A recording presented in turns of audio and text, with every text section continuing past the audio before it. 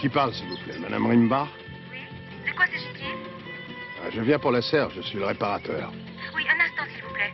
Très bien, j'attends. Tiens, regarde l'annonce. 80 chevaux, injection électronique, vitesse maximum 220 km/h. Avec un engin pareil, je rattrape n'importe qui. Oh là là là là, c'est pétarade. Joseph, tu es complètement fou. Tu sais très bien que je déteste ces engins de mort. Oui, mais écoute, si je l'achète aujourd'hui, il me fait 40% de réduction. Il a besoin d'argent liquide. Et je suis pas le seul que ça intéresse. Bon, alors, tu me le fais, ce petit crédit? T'as pas besoin de garantie, quand même. Ah si, la garantie que tu me jures de ne jamais m'emmener sur cette moto. D'accord, promis. Et pourtant, tu serais drôle. Avec ta robe d'avocat dans le vent. Amusant. Dépêche-toi, je dois être à 11h au tribunal. Et attends. T'as un compte chez Rimbar? Et dans tous les journaux, on peut lire qu'ils sont en faillite, tout comme. Qu'est-ce que tu veux que je fasse? Je suis un ami de longue date du vieux Rimbar. Ah bah tiens, justement, voilà son fils. Bonjour, maître Renz. Ah, monsieur Rimbar Junior. Alors, comment allez-vous? Je vois souvent votre nom dans les journaux. Excusez-moi, j'ai rendez-vous avec 2 amis. Grâce à eux, j'espère que tout va rapidement rentrer dans l'ordre. Eh ben, dans ce cas, je vous souhaite bonne chance. Merci. Dis donc, dépêchons-nous pour le crédit avant la faillite totale.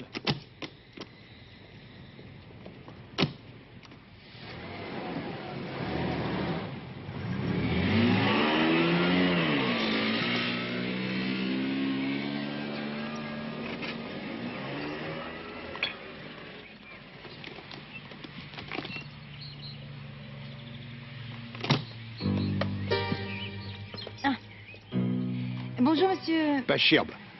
Toujours pas chirbe. Pourquoi vous dites toujours? Bah, vous savez, les gens comme moi, ça change jamais de nom. Vous étiez mademoiselle Visozzi il y a 1 an. Maintenant, vous êtes madame Rimba. Vous m'avez l'air bien informé. Bah, je l'ai lu dans les journaux. Vous n'avez pas encore apporté la nouvelle serre? Non, pour le montage, nous avons des spécialistes. Je viens pour le gros œuvre.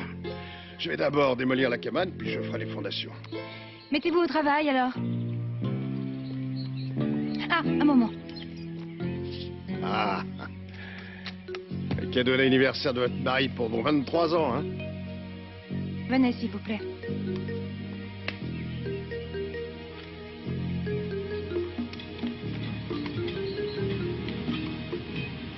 Ah, je pensais que la voie était désaffectée depuis longtemps. Oui, c'est vrai. Elle dessert seulement l'usine d'à côté. Ah oui, je sais. Proprio est un ami de votre mari. Oui, c'est ça.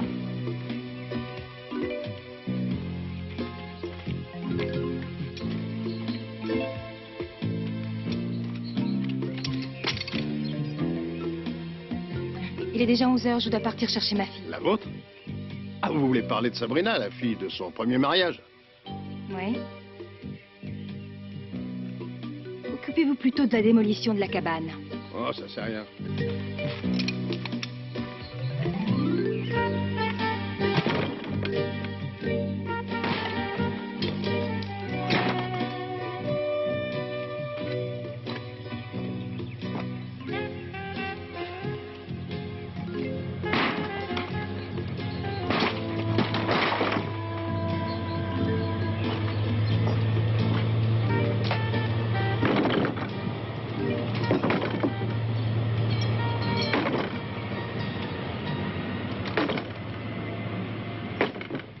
Monsieur Albauer, avez-vous quelque chose à ajouter? Oui. Je peux simplement vous dire que la société Euromac cherche avec intérêt une banque de confiance qui gérerait pour elle ses affaires sud-américaines. Je crois que la banque Rimbar conviendrait. Nous avons des contacts privilégiés avec les banques du pays. Oui, c'est vrai. Et nous sommes prêts à investir l'argent nécessaire.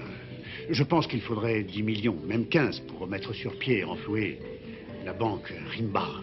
Vous savez, comme moi. Je veux dire, nous étions prêts. Mais maintenant, nous devons d'abord attendre la décision de la Commission générale des banques. Ils décideront de la reconduction des crédits.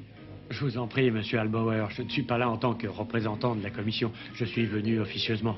Je suis ici en tant qu'ami de la maison Rimbar et j'ai fait toutes mes études avec Hans Joachim. Oui, c'est très bien. Mais pour l'instant, nous n'avons parlé que des problèmes de remboursement qui ont alerté Berlin. Difficulté de respect des échéances, traite en retard, et aussi énormément d'impayés vis-à-vis de leurs actionnaires. Oui, lors de la réunion de la commission, on a évoqué la liquidation de Rimbach pour éviter que le déficit atteigne des sommes qui engendreraient un scandale public. Ma société était, comme je vous l'ai dit, prête à investir 10 ou 15 millions de marques pour vous soutenir. Mais nous n'avancerons pas un centime tant que nous ne connaîtrons pas la déclaration officielle de la commission. Vous devez bien comprendre notre position, monsieur Kratz. La commission donnera sa réponse uniquement quand elle connaîtra les nouveaux partenaires de la banque. Oui. Bien, messieurs...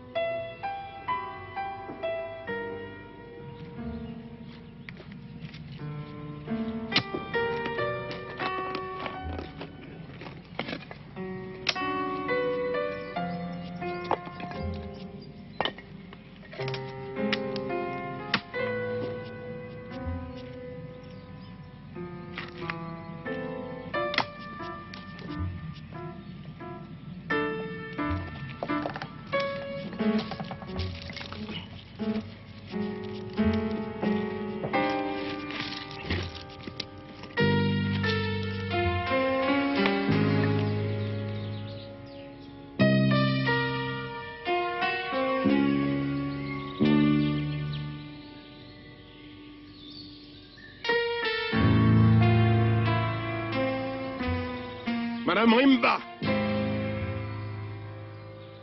Madame Rimba!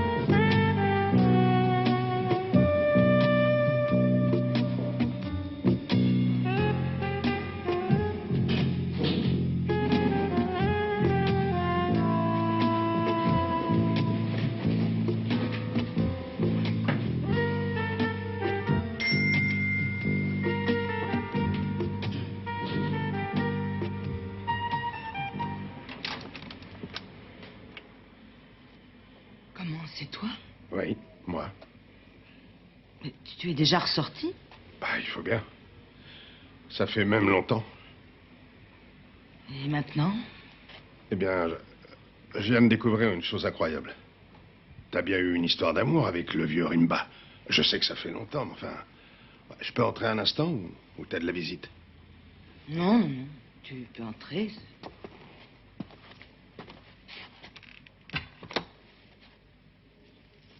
Ça, c'était un week-end avec tout le personnel, et là, c'est moi avec le vieux Rimbar.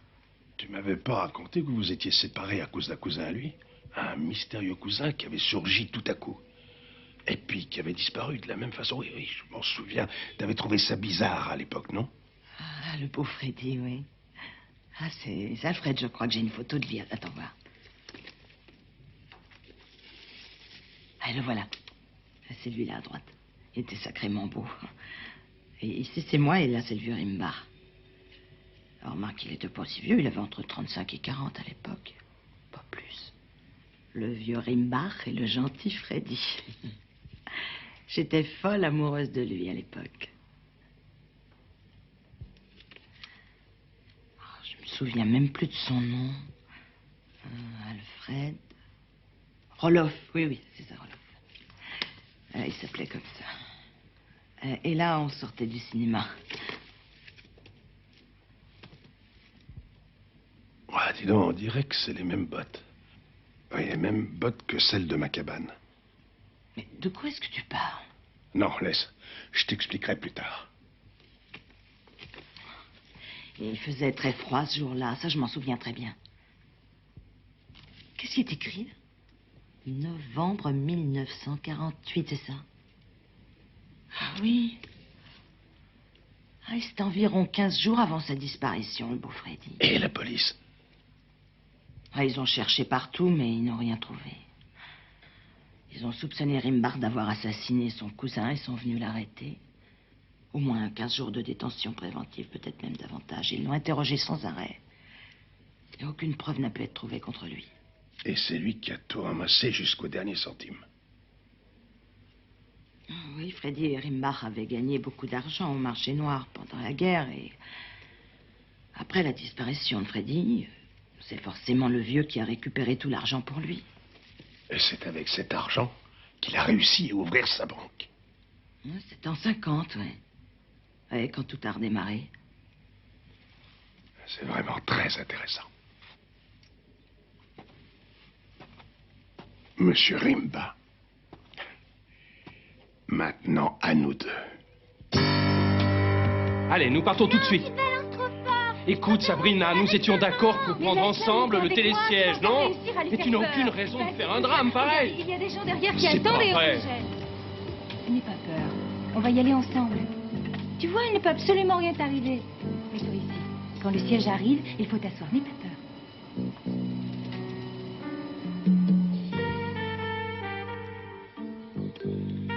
Bonjour, chef. Je ne crois pas vous connaître. Pachirbe, le petit Pachirbe. Je suis chauffeur et coursier chez vous depuis 1975. Chez nous, il y a tellement de gens qui vont et viennent. Vous devez vous souvenir de moi. La fête d'anniversaire en 1977, quand votre père a eu 66 ans. Tout le personnel était invité. Ce jour-là, on a bu le verre de la fraternité. Ah oui? Et vous m'avez poussé à boire. Vous me disiez... Allez, j'avais 203, encore un pour la route. C'est le dernier, le meilleur de tous. Je ne me souviens pas du tout, désolé. En partant, quelqu'un m'a donné une course à faire. Vous m'avez donné 20 millions dans une mallette. Je devais les porter à l'aéroport. Oui. Maintenant, je me rappelle. Ah, enfin. J'avais 1,8 g dans le sang. Et j'ai eu un accident, la voiture en miettes. Quand je suis revenu à moi, l'argent avait disparu. Je suis désolé pour vous. Qu'est-ce que vous faites à présent? Ce que je fais à présent? Vous vous foutez de moi ou quoi? Vous savez ce que c'est une réaction en chaîne? Dans la physique atomique? Non, je parle pas de ça. D'abord, vous m'avez envoyé. J'étais tellement désespéré que je me suis saoulé. J'ai eu des ennuis avec un flic, le ton est monté, on s'est battu et j'ai fini en tôle. Je suis resté 2 ans en prison. En sortant, je n'avais plus de travail. Résultat, je suis un alcoolique, bon à rien. C'est ça une réaction en chaîne. Vous êtes un adulte, vous savez que vous êtes responsable de cette situation. Je suis désolé de ce qui s'est passé, mais vous ne pouvez pas m'en vouloir de ce qui vous est arrivé. Bien sûr que je le peux. C'est bien vous qui m'avez forcé à descendre toute une bouteille. Vous aussi, vous étiez sourd. Vous vouliez même qu'on se tutoie. Si j'avais pas été ivre, ce soir-là, rien de tout ça ne serait arrivé. Mais ce n'est quand même pas moi qui vous ai dit de conduire dans un état pareil. Non, c'était votre père. Vous m'avez foutu dehors le jour même. Qu'est-ce que j'aurais pu faire? C'était une faute grave commise à l'encontre de la discipline de la société. Je n'avais pas d'autre choix que de prendre cette décision. Ouais, comme moi aujourd'hui. Je n'ai pas d'autre solution. Que voulez-vous exactement? Ça vous rappelle quelqu'un? C'est un os. Quelle horreur. C'est un os de chien? Non, ce n'est pas un os de chien. C'est le tibia de la jambe droite de votre oncle disparu. Par hasard, j'ai trouvé l'endroit où votre père l'a enterré, en novembre 1948. Le gentil Freddy. Mon père est mort en 1979. Cette histoire est terminée depuis longtemps. J'ai lu dans les journaux que votre banque avait des problèmes financiers en ce moment. Si je montre ma découverte aux journalistes, il ne vous restera plus qu'à vous acheter une corde. Combien voulez-vous? Je ne veux pas d'argent, Rimbaud.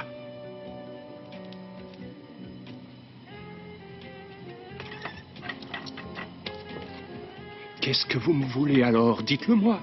Je vais vous liquider. Toi et ta banque de malheur. Ma banque de malheur. Si l'opinion publique s'en mêle, alors ce sera la fin de tout. J'imagine déjà les titres dans les journaux.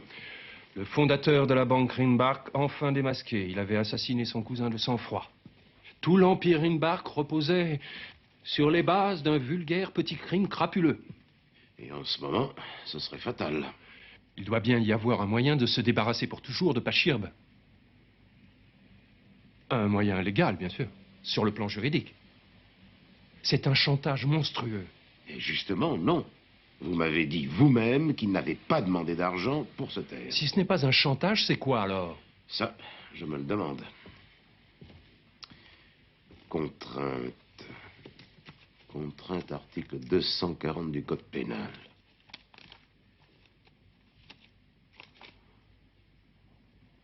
Ah non, c'est pas ça non plus. Il ne s'agit pas d'une contrainte véritable dans cette affaire, ni d'une atteinte à la liberté, bien qu'il vous ait menacé directement. Il ne s'agit pas d'un acte criminel. Mais dans mon cas, il s'agit quand même d'un chantage moral. Oui, mais ce terme n'existe pas dans le Code pénal, malheureusement. Cet homme essaie de ruiner ma famille.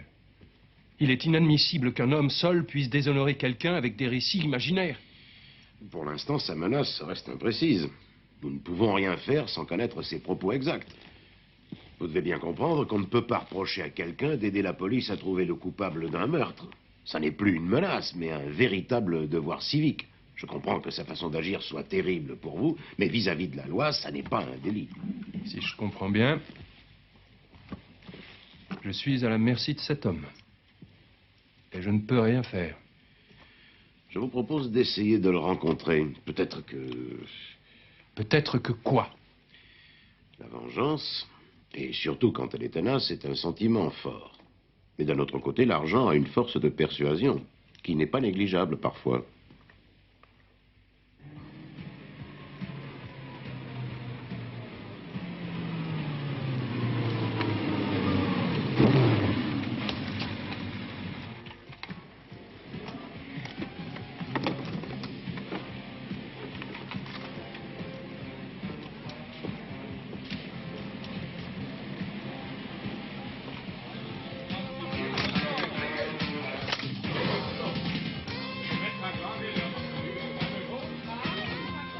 Et une bière pour mon vieux pote. Merci, Red. Elle est bien fraîche. Vous connaissez un certain Pachirbe?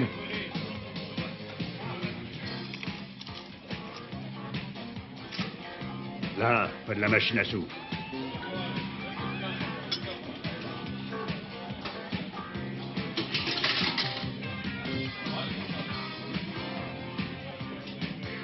Cette chaise est libre. Si tu me fais un verre, tu peux t'asseoir où tu veux. Merci. Et s'il vous plaît, apportez-nous 2 bières. Avec 2 schnapps. Évidemment. Tu crois pas que t'as déjà assez bu? 1 demi-litre par tombe, c'est ma devise. Tu comprends ce que je veux dire? Non, je comprends pas. Écoute, depuis quelque temps, je travaille au cimetière. Je suis le jardinier des tombes. Ah bon? C'est ça ton boulot? Et t'as l'air pourtant d'être un homme qui en a dans la tête. Ah oui. Enfin à boire.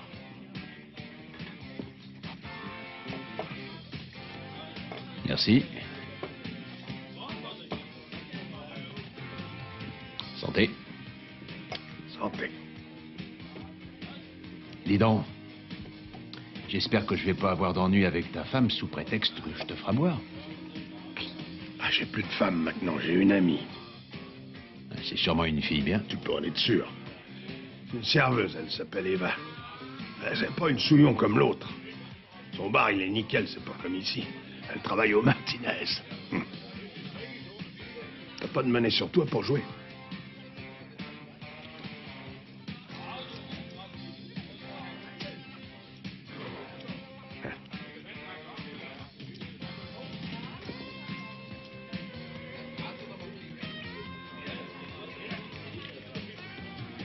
Eh, ne me dis pas que t'habites dans ce chantier. Ah, j'ai pas besoin de mieux. Eh, mon casque. Mon casque.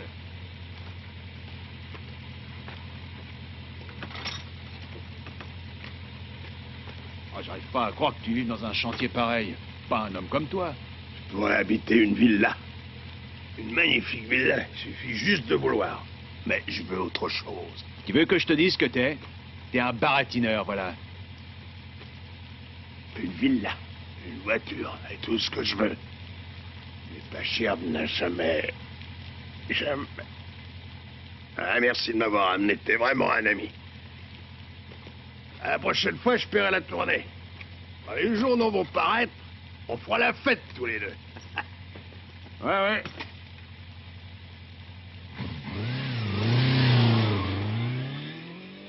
C'est pas parce que c'est un ivrogne qu'il faut le sous-estimer. C'est un homme qui n'a pas eu beaucoup de chance. En tout cas, je le trouve pas antipathique. Ce serait même plutôt le contraire. Ton nouvel ami veut quand même détruire la carrière d'un homme irréprochable. Et faire perdre leur travail à des dizaines d'employés de sa banque. Ça n'a vraiment rien de sympathique. Ce serait plutôt le contraire. Et pourquoi vous n'avez pas essayé de lui proposer de l'argent? J'ai essayé de l'appâter avec ça l'autre soir. Un appartement convenable, voiture. L'argent, oui. Nous avons pensé à lui verser une sorte de dédommagement. Vis-à-vis de la loi, c'est tout à fait licite. Le seul dans cette affaire qui a pu peut-être agir d'une façon illégale, c'est le vieux Rimbach. Comme il est à 6 pieds sous terre, il ne pourra jamais nous le dire. La co-responsabilité familiale, heureusement, n'existe plus dans notre pays. Alors je te souhaite bien du plaisir avec notre ami Pachirbe. Je vois déjà le titre. Ils ont tout fait pour m'acheter. Oui. Avec l'argent, vous pouvez acheter le monde entier. Mais pas moi. Personne ne veut vous acheter, monsieur Pachirbe. Mon client a proposé de vous donner une certaine somme d'argent à titre de dédommagement pour les années que vous avez passées en prison. Une compensation pour les conséquences qui ont suivi cet emprisonnement. Non, tout est arrivé par sa faute. C'est le vieux Rimba qui m'a forcé à boire. Après, ils m'ont viré parce que j'avais bu. Pas du tout. Ce n'est pas parce que vous avez conduit une voiture avec 1,8 g d'alcool dans le sang que vous avez été licencié puis condamné à une peine de prison, mais pour des délits que vous avez commis à la suite de l'accident. Tenez ça. Délit de fuite, résistance à un agent de la force publique, outrage, puis coups et blessures graves sur cet agent de police, et j'en passe. C'est une succession de délits majeurs. Vous devez comprendre que votre licenciement était justifié. Votre employeur n'était pas seul à prendre la décision. Désolé. Il n'aurait pas dû le faire. C'est lui qui m'avait forcé à boire ce soir-là. C'est clair, non? Est-ce que vous comprenez? Tout à fait. Mon client aussi comprend, il regrette ce qui vous est arrivé. Et c'est pour ça qu'il m'a chargé de vous proposer la somme de 30 000 marks à titre de dommages et intérêts. À l'époque, il ne s'est pas rendu compte qu'il était un peu responsable de cette suite d'événements qui vous sont arrivés. Allez, sortez de chez moi. Dites à votre ami Rimba que je ne veux pas de son sale pognon. Je veux le voir crever tout seul dans sa banque. Tout doucement. Comme il m'a fait crever depuis 10 ans.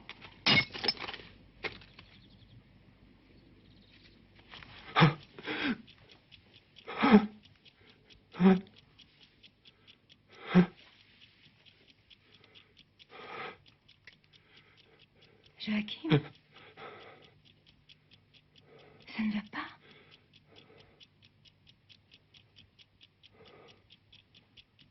Je suis là, calme-toi.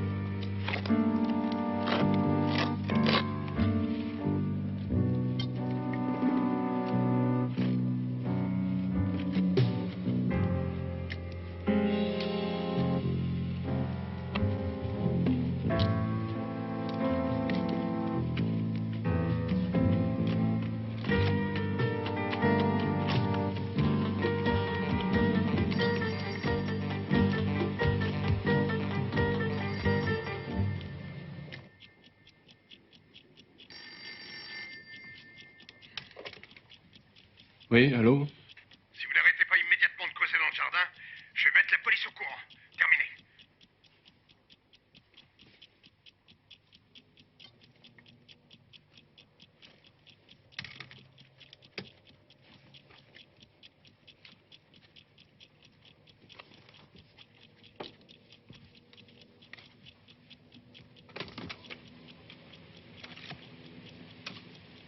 Erika!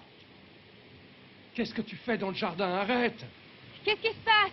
C'est pas la peine. Il observe tout ce qu'on fait.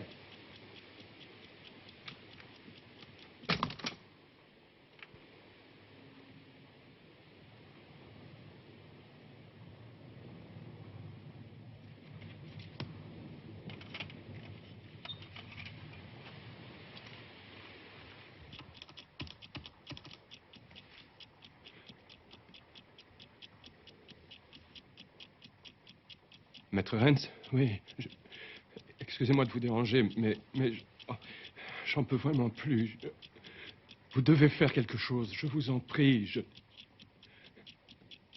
n'en peux plus, je suis à bout. Je n'ai que quelques minutes à vous donner. Je vous remercie beaucoup de me recevoir sur votre lieu de travail. Au téléphone, je vous ai dit brièvement pourquoi je désirais vous rencontrer. Je suis l'avocat de M. Rimbach. Je suis sûr que vous êtes une femme sensée et que je peux vous faire confiance. Pachirbe peut bénéficier d'une grosse somme d'argent. Et peut-être vous pouvez le convaincre d'accepter cet argent que mon client lui propose et éviter qu'il commette une deuxième erreur par désir de vengeance. Oh mon Dieu, c'est pas facile de lui parler. Depuis quelque temps, il est devenu nerveux. Vous savez, quand il a une idée dans le crâne... Mais... En même temps, j'ai pitié de lui. Depuis son enfance, sa vie était si dure, il n'a jamais eu de chance. Son travail à la banque, c'était important, c'était vraiment toute sa vie, c'était son espoir pour s'en sortir. À cette époque, vous travailliez aussi pour la banque Ringbach. Oui, oui, c'est là que nous nous sommes rencontrés tous les deux. J'ai quitté la banque l'année dernière pour aider ma sœur à tenir son restaurant. Et Pachirbe, il avait d'abord commencé comme coursier et ensuite chauffeur. Mais tous les jours, il suivait les cours du soir. Oui, pour pouvoir devenir employé de banque. C'était sa raison de vivre. Et quand il a été renvoyé de la banque, pour lui, ça a été un choc vraiment terrible. Mon client m'a déclaré n'avoir aucune responsabilité dans cette histoire. Enfin, dans cette succession, disons, d'événements désastreux. Mais bien qu'il ne soit pas en tort, mon client regrette profondément ce qui est arrivé à Pachirbe après cette triste soirée. Et pour cette raison, comme je vous l'ai déjà dit, M. Rimbach est prêt à lui verser une somme d'argent pour le dédommager. Bien entendu, avec comme condition qu'il ne soit plus question de communiquer à la presse l'existence, enfin, je veux dire, de ce qu'il a trouvé dans le jardin. Pachirbe n'acceptera jamais, et vous le savez. Oui, mais vous n'avez pas juré de vous venger. Vous n'êtes pas obligé d'agir comme lui. Vous pouvez peut-être le faire changer d'avis. Vous n'avez rien à reprocher de particulier à M. Rimbach. Je vous donne 5000 marks à titre d'acompte. Rimbach vous propose la somme de 50 000 marks. Grosse somme. Assez pour vous permettre d'acheter un petit restaurant et de tout recommencer. Avec Pachirbe comme ami et associé. Puis c'est aussi un peu votre métier. Quand je réfléchis à tout ça, je me dis... Si c'est vraiment le cadavre d'Alfred dans le jardin... Mon amoureux d'autrefois... qui m'a abandonné. Et 35 ans plus tard, ce serait Pachirbe qui deviendrait riche. En trouvant un squelette par hasard. C'est ce que j'essaie de vous expliquer depuis tout à l'heure. C'est une nouvelle chance pour Pachirbe. Il pourra améliorer sa condition sociale et enfin vivre comme il a toujours rêvé de vivre. Et peut-être devenir le gérant de ce restaurant. Ça va être très difficile de le convaincre, je le connais. Il est tellement têtu. Il le déteste et la haine qu'il éprouve pour Rimbach est si forte que je ne sais pas comment lui parler. Je vous fais confiance. Vous seul pouvez lui parler. Essayez.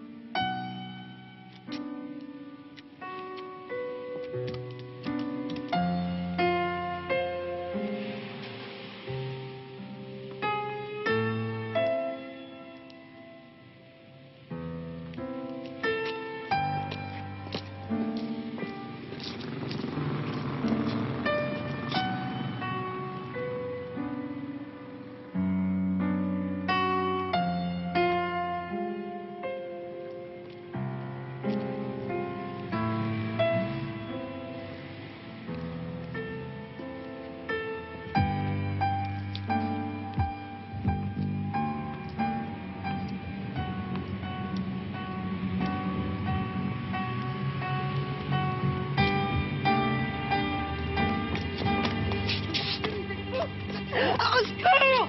Au secours! Laissez-moi, mais... Eva! Eva!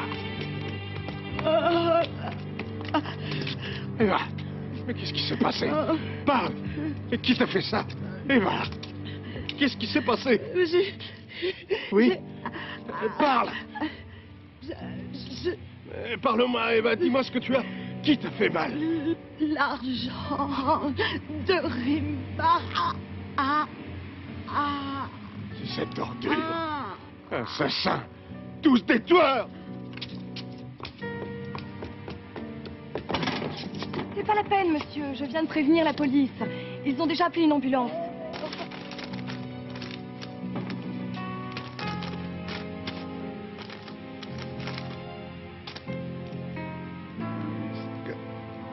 Commissaire. Merde, pas de commissariat.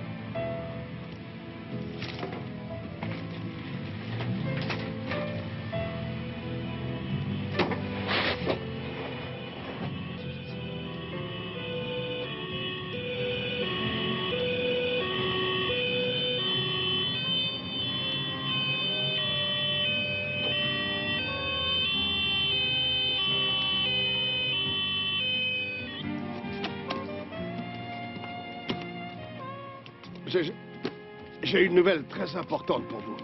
Rimba est un assassin. Le vieux Rimba a fait supprimer son cousin et son fils vient de faire agresser une femme, ma meilleure amie.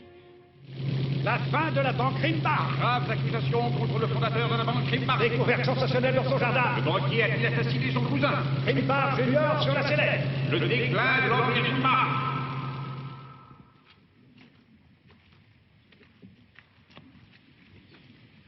Dans ce cas, il est nécessaire de prévenir le médecin légiste. Votre métier vous plaît toujours? Oui. Envoyez un médecin légiste, s'il vous plaît. Bonjour.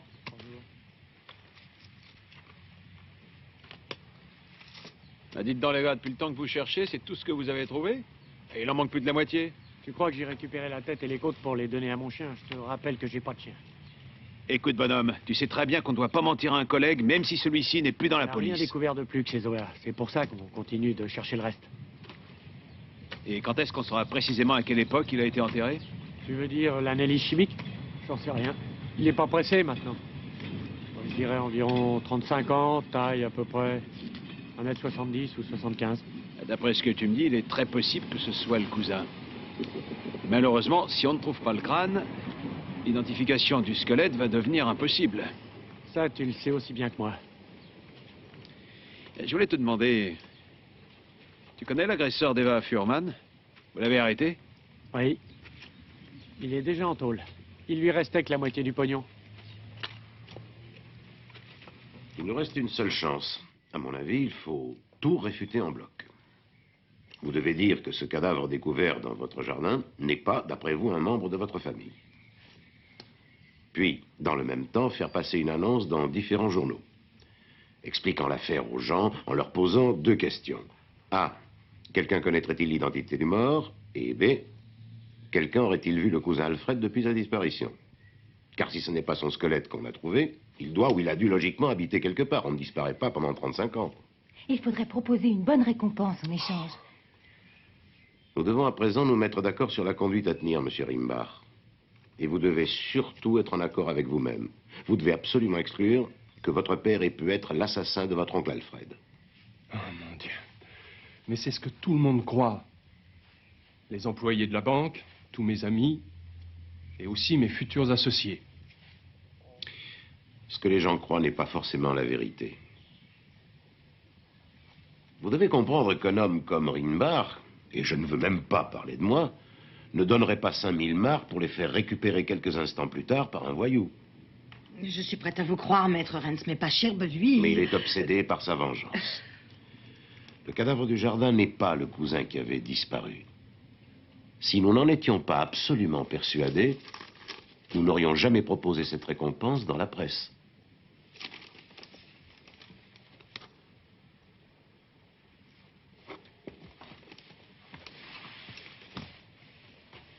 Bon, alors j'ai peut-être des chances de la gagner.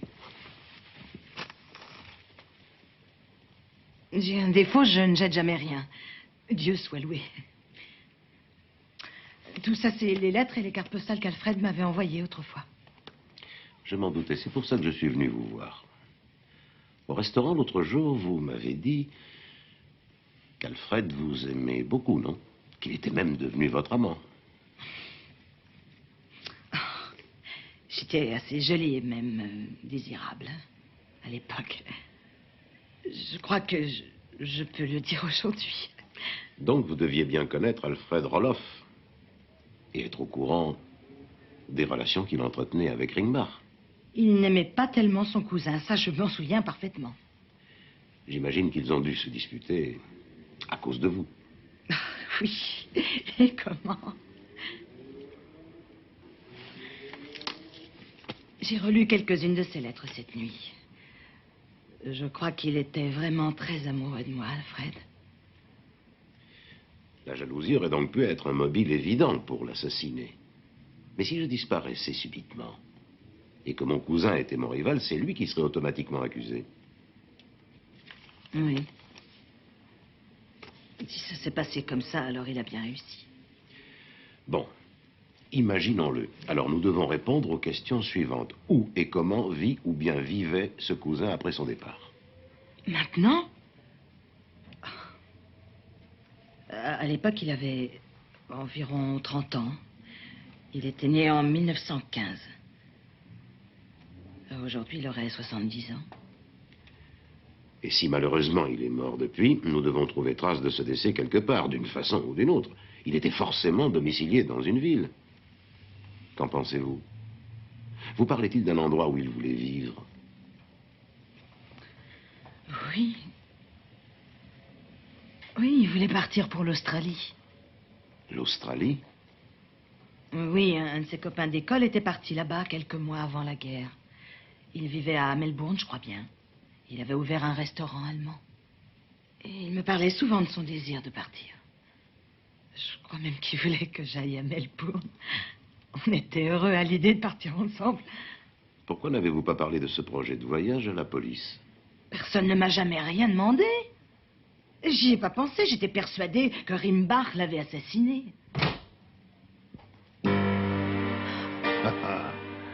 C'est la récompense qui t'intéresse.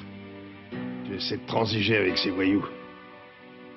La police va bientôt offrir une nouvelle récompense. Parce que je vais vous tuer tous les deux.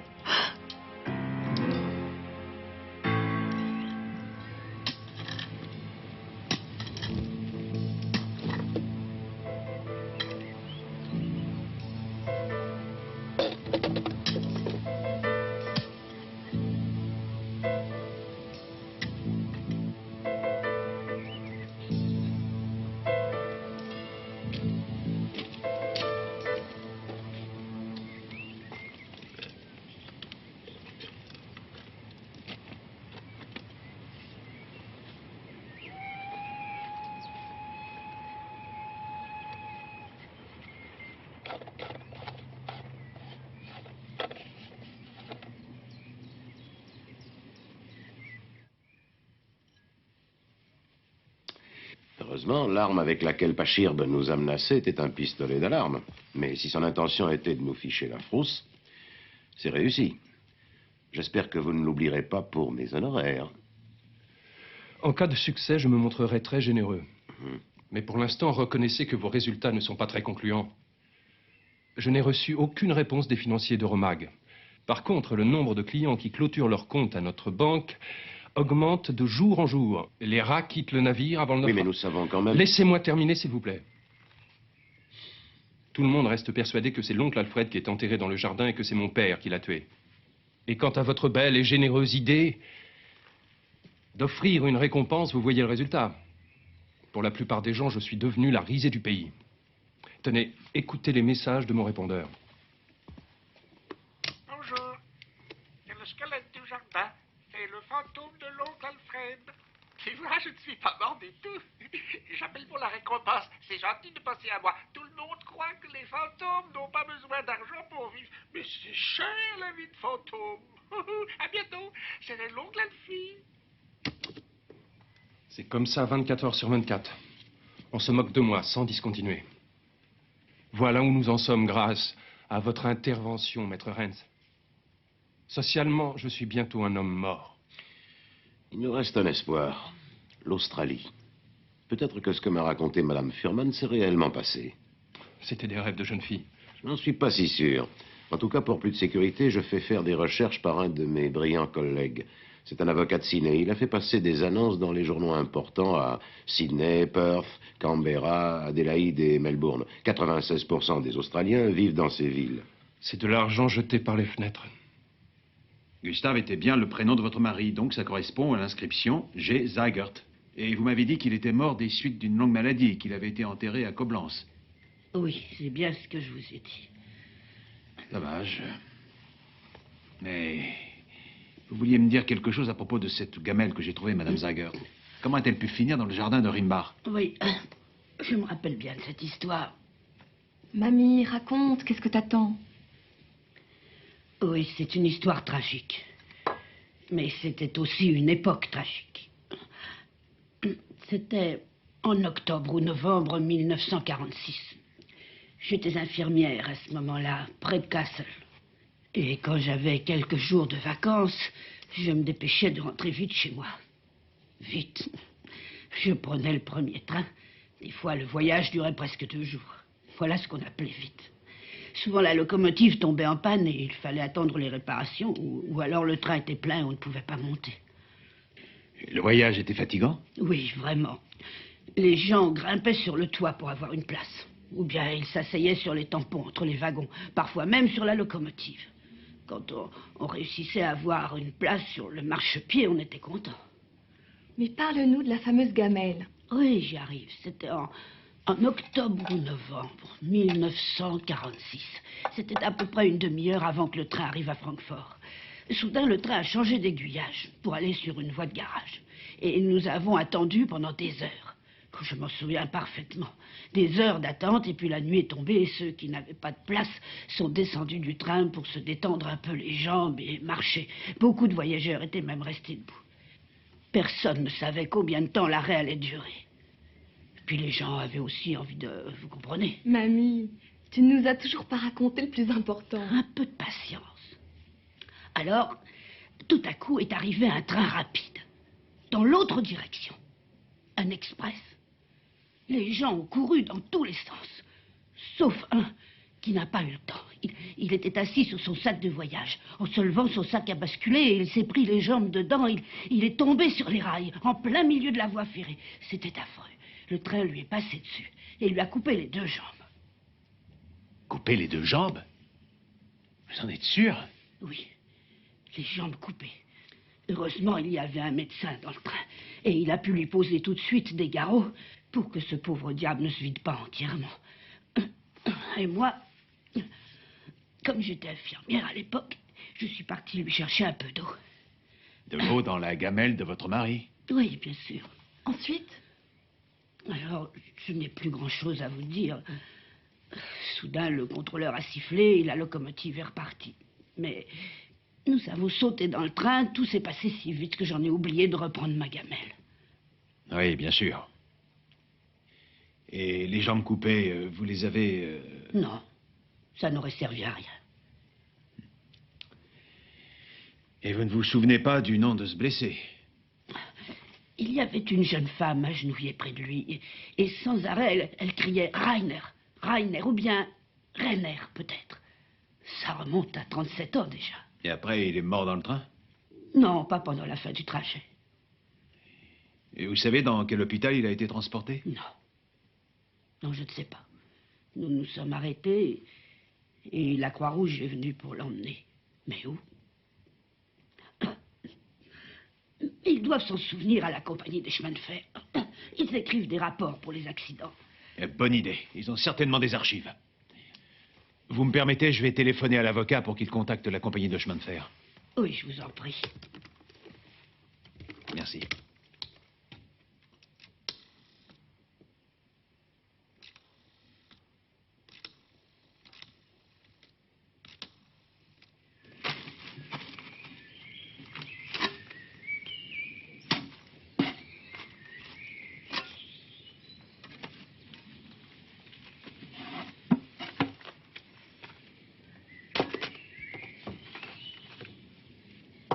suis désolé de vous avoir obligé à quitter votre bureau par un temps pareil, mais vous savez ce que c'est. Pour ce genre d'opération, la présence d'un juge est obligatoire. Vous ne pensez pas que les déclarations du témoin, Martha Zegert, étaient suffisantes pour innocenter complètement votre client, maître Renz? Vous ne connaissez pas les journalistes. Ils m'auraient accusé d'avoir donné de l'argent à cette femme pour qu'elle fasse ce témoignage. Ils auront bientôt terminé. Je vais vous faire rire, mais quand vous m'avez appelé pour cette exhumation, ça m'a donné à réfléchir. J'ai relu ces quelques passages d'Hamlet. Première scène de l'acte 5, le cimetière. Je sais. Ah, mon Dieu, quelle culture! Bah oui, je l'ai joué avec des camarades pendant mes études. Yorick, ton crâne, l'instant le plus important. Celui-là était procureur, c'est un petit peu la même chose. Une sorte de collègue, monsieur le juge. C'est un véritable congrès de juristes aujourd'hui. Hamlet, combien de temps un homme peut-il être en terre avant de pourrir? Réponse du premier fossoyeur, de 8 à 9 ans. Je vous en supplie, votre honneur, je viens de déjeuner. Ah, tenez. Le roi parle à Laerte. Ça correspond, ça aussi. Il n'y a pas de sanctuaire pour le meurtre, ni de barrière pour la vengeance. Dommage que Pachirve ne soit pas venu. Nous avons fini.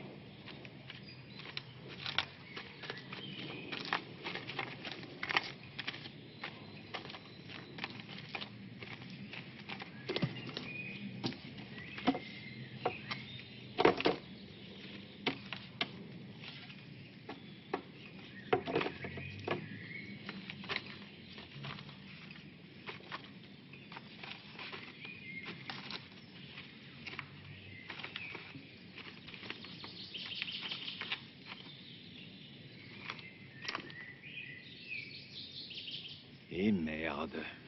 Tout est là. J'ai l'impression qu'ils ont dû se tromper aux archives. C'est la dernière fois que je fais confiance à la bureaucratie. Merci beaucoup, monsieur.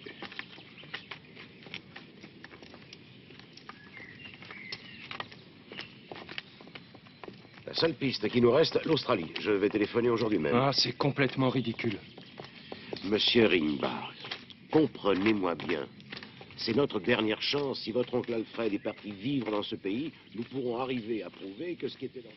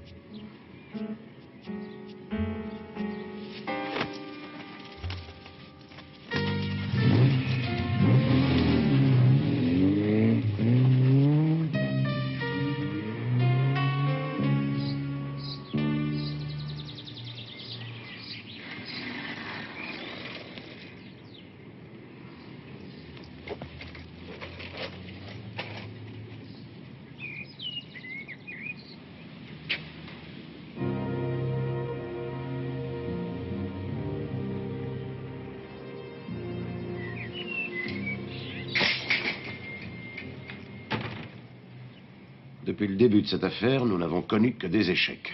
Ce n'est pas une enquête habituelle. Ah, ça. Qu'est-ce que tu veux faire de plus? On a fait le maximum. La vengeance n'a pas de barrière. Les dieux sont du côté de Pachirbe. Oui, entrez. Faites entrer.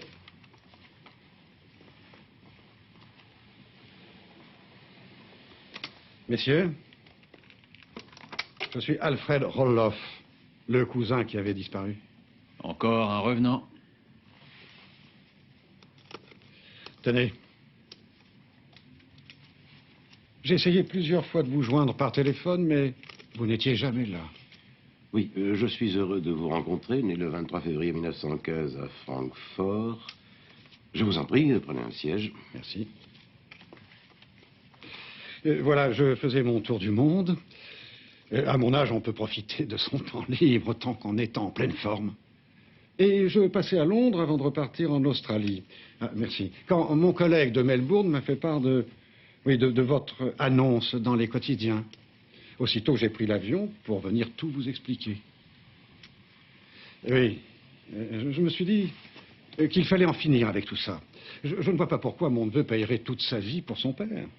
Même si c'était une vraie crapule, vous comprenez.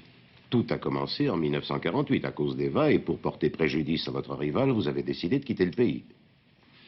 Oui, Et non, sans parler du désir que j'avais de m'expatrier. J'étais à l'époque, je peux le dire à présent, mêlé à une affaire de contre-espionnage pour aider les services secrets de notre pays. J'ai dû quitter l'Allemagne du jour au lendemain sans prévenir. Et sinon, vous comprenez. Hans. Non. Je pensais qu'il était avec vous. Non. Non. Non, je ne sais pas où il a pu aller. J'ai trouvé une lettre d'adieu. Il n'en pouvait plus. Oui, il a pris mon cabriolet, je ne sais rien d'autre. Comment? Oui, nous avons un petit pavillon de chasse. Il y a des fusils. Comment et où? Derrière, vers la forêt. Oui, juste avant le petit village. Vers un cabriolet, oui. F, K et après Y. 8, 3, 3. Non, je n'ai pas prévenu la police, non. Bien, je les appelle immédiatement, madame. Est-ce que vous avez un téléphone dans cette deuxième voiture, par hasard? Oui, nous venons d'apprendre une nouvelle très importante. Les recherches que nous avons faites en Australie étaient justifiées. La piste de madame Fuhrman s'avère exacte. Oui, tout à fait. Et il est ici, oui. Il est même devant moi en chair et en os.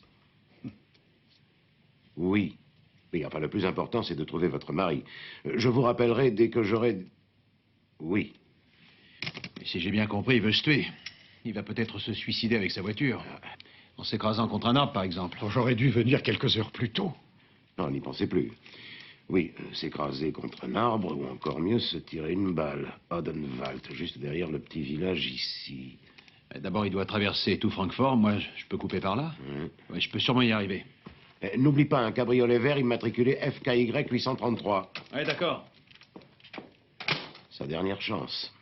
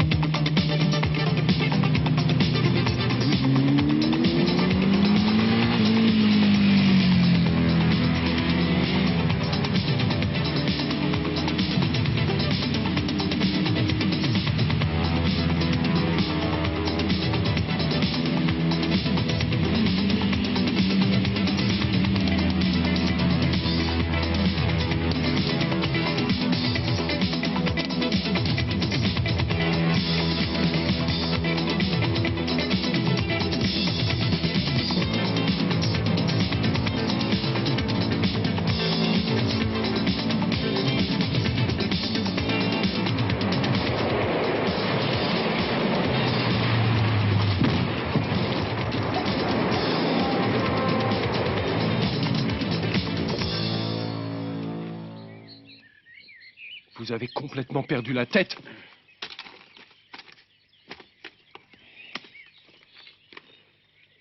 Vos soucis sont finis. Votre oncle d'Australie vient d'arriver. Par contre, vous me devez une nouvelle moto. Comment vous l'avez déniché, le cousin disparu? Vous auriez pu trouver mieux qu'un Australien. Il aurait été fortuné, lui aussi, pour vous sauver. Il a un vrai passeport, tu sais. On ne peut pas falsifier des papiers d'identité très facilement. L'argent achète tout. Sauf une chose. Bien que vous ayez essayé avec votre avocat si scrupuleux. Je pourrais avoir une belle maison maintenant. C'est toi qui me l'avais dit. Non. Tu sais ce qui est le plus important pour un pauvre homme quand il n'a plus rien? Son honneur. Oui, c'est comme ça. Un homme doit garder son honneur. Maintenant, je te dis que dans la vie, on peut tout acheter. Tout. Sauf pas cher. Non.